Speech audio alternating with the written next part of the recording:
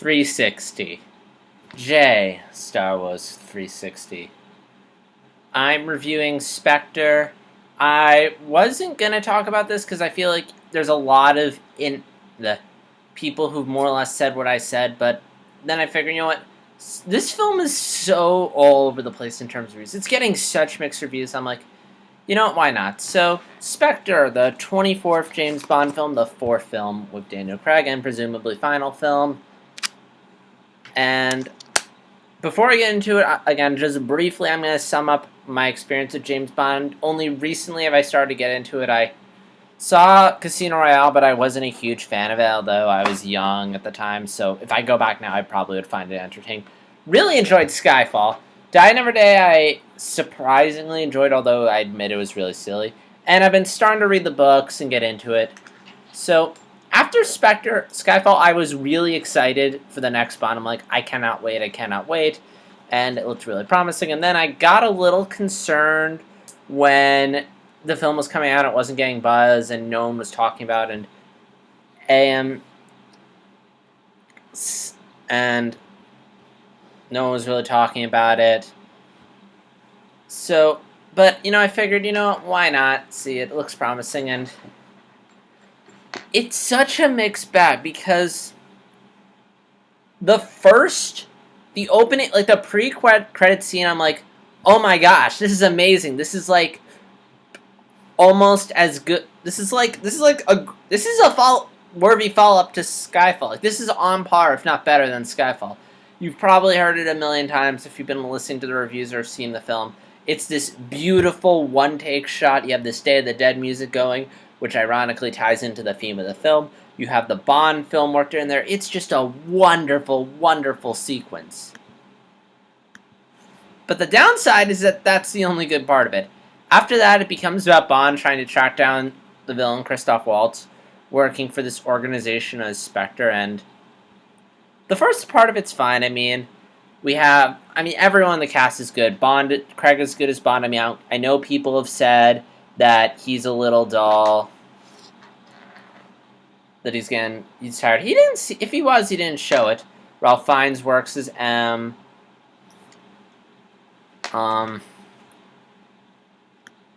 Like, everyone in the cast is fine, and the action is fun. There's a really fun car chase, but after a while, it just gets dull. And there's a couple reasons why this film is dull. One, it sort of makes itself a little more convoluted than it needs to be. It's one of those films where you can see where it's going. Like, what the ultimate end game is going to be. You're like, okay, it's going to boil down to this. Like, particularly when they introduce Andrew Scott's character and we learn using it's like, okay, I can immediately figure out what this is going to boil down to. And yeah, it's like they try to get this big mystery, and it isn't. Like, there's moments where, like, okay, could we have streamlined this? And I think part of the problem is that Sam Mendes is trying to tie all the Bond films together and make this big overreach, but as a result, it's like the film is just a little too big and it's like the longest Bond film, and you feel its length.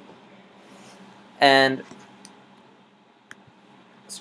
like, they could have streamed this. And there's this twist they try to do to sort of, like, be like, this was going on the whole time. Like, they try to reveal something about the previous villains in the Bond movies, and it's very clear this wasn't conceived in the previous films like they just made up now, because there's nothing in the previous films to indicate that the villains of those films were what they were. Like, it just feels like a pathetic effort to tie the films together. Like, there's almost nothing indicating that they're together. And also, it kind of weakens them as characters, because they're such strong, independent characters that have their own agenda. So to suggest...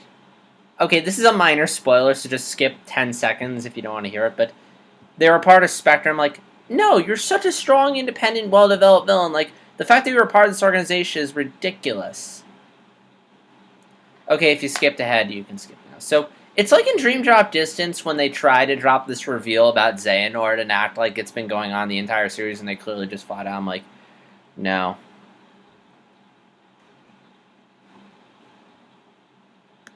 And then they also try to make it's all just to make the villain of this film seem bigger than he really is. And they even try to like work in some backstory for him, and it just feels like a stretch. And the action's also kind of dull. I mean, it's fun for the first couple scenes, but it gets very unvaried at points. Like, it's not bad, it's just like, okay, this is like the umpteenth car chase we've seen. Can we please have like, there's a scene on a mountain and it boils down to a car chase. I'm like, you have a perfectly good slope there. Can we have a ski or snowboard chase?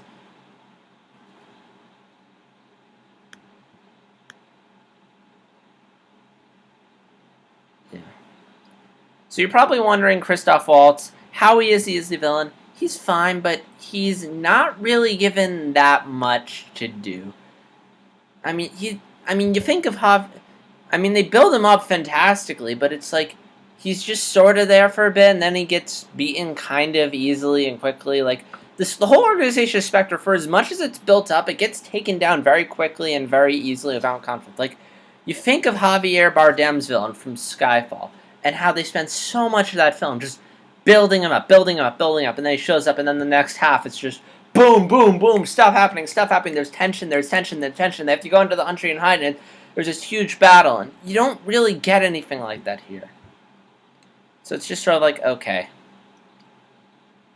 And a lot of people have been complaining about Dave Bautista. I thought he was fine. I mean, he was very effective as what he is. He's basically the heavy, the muscle, so basically he's just a brute there to punch and beat people, and if that's... I mean, some people thought there was going to be more to him, but I was like, okay, I mean, he works. I mean, he's the muscle. I mean, and as a muscle goes, he does what the muscle needs to do. He looks tough, he has cool fight scenes, and the fact that they got an actual wrestler to play the muscle was cool. So, again, and he had a pretty good presence throughout the film. Like, he wasn't underused. I mean, yes, he didn't talk, but I mean, he's not there to be a character. He's there to look tough and fight James Bond. What more do you want?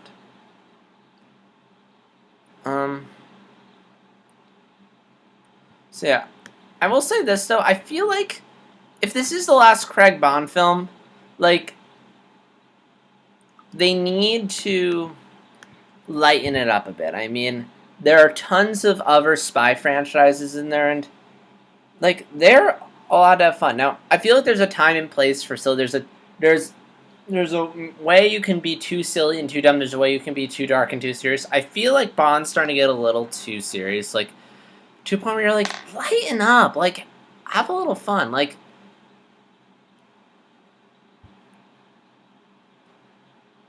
again, the torture scenes are just really graphic. Like, you know, the classic Bond's held prisoner by the villain and he's torturing him. It's gory, and then, you know, it'll be like, we're supposed to take this seriously, yet there's these very silly and goofy action scenes. And again, in a more fun, lighthearted Bond movie, this would feel more in place, because I'm like, okay, well, the whole movie's lighthearted and silly, so it would make sense, and I wouldn't be expected to take it seriously. But it's like, yeah, this intense action scene, silly action scene, I'm like, you're supposed to take it seriously. Like, you can lighten up, you can have some fun. I haven't seen much of the earlier Bonds, but there was a sense of fun to him. And I'm even thinking now, like, Kingsman: The Secret Service was pretty much a celebration of the fun, silly Bond movies, and it was a fun movie, which I honestly enjoyed more than this one. A lot more engaging, a lot more fun. Again, it was all about it's not that one was silly and one was serious, it's that one was executed better. Although, I will say the cinematography in Spectre is way better than in Kingsman. I mean, all the shots are beautiful constructed. There are gorgeous shots of the landscape. There's a really well shot, really exciting car chase. I mean, that is able to be fun and intense even without the silliness of a Fast and Furious movie. The opening sequence is so well shot. I mean, like, it's all one take, and you're just sitting there and you're like, oh my gosh, this is still going. This is still going. Oh my gosh, are we still going? Yeah, we are. It's just it's worth seeing Spectre, Spectre, just for that sequence. Sorry, Spectre, Skyfall, similarities. But anyway, back to the tone, like, you can have some fun. Like, Mission Impossible Ghost Protocol, like, I liked how they lightened up with that film. Like, it was so refreshing after such a dark and intense third movie that, you know, they lightened up and had fun, and it was my favorite Mission Impossible movie, although I haven't seen the fifth one yet. So, I mean, you don't have to go, like, super silly, but a little bit of fun, a little bit of charm is... So, if you're on the fence about this film, I mean, if you like James Bond, you'll like this film. It's very traditional, so if you like a Bond film that more or less follows the classic formula, you'll like this, because, I mean, that's why it's the thing that's dividing a lot of people. Some people are like, I mean, it's a little too close to formula, and they would have liked something a bit more unconventional, like Skyfall. Whereas there are some people who like the homages and the more traditional stuff. My dad, who's a Bond fan, who I saw this with, he really liked it. My brother enjoyed this one more than Skyfall. On the other hand, I think I preferred Skyfall. I thought that was a bit more exciting and entertaining all the way through. This one definitely sagged at moments. And it's complicated because again, it's everything else. Nothing in this movie is terrible. It's just like, nothing really is popping like the first 10 to 15 minutes. Like, I wish the entire movie was on the level of the opening. But again, there's nothing terrible. Everything's well done. It's just outside that opening, nothing's really like breaking outside the box, except the Bond girl, who they try to make more progressive, but then they completely drop the ball in the climax when, I won't spoil it, but let's just say they take a giant step backward. So yeah, I mean, if you've probably already seen it, but that's my thought. It was fine, decent film, just something exceptional, but for the most part, kind of eh. So now I'm going to talk about the trailers. I got 18 minutes of trailers to talk about.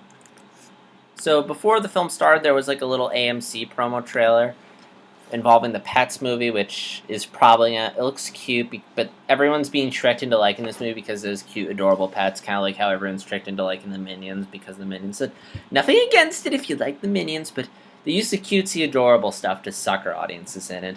I was kind of sucking in, but I'm like, no, it's Illumination Entertainment. They never make anything good outside Despicable Me. They are the one-trick pony. This is not going to be good. The Hateful Eight looks really sick, and Samuel Jackson looks like he's going to be amazing in it. 3-hour-long movie. I could care less if it's really well done, and I hope Tarantino makes a really fun movie. Then there's 13 Hours. I mean, the trailer looks fine, but just knowing Michael Bay and how he represents history, just watch Pearl Harbor. It's gonna be really intense, brooding, American flag, buff military. And if you've seen Pearl Harbor, you know Michael Bay cannot properly represent history.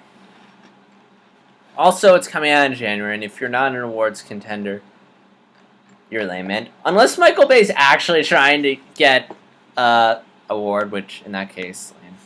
Then there's Ride Along 2, which I haven't seen the first one, but apparently it was the hit of January, somehow stuck around in the box office. And the trailer for a comedy that's probably not going to be good, it was surprisingly long.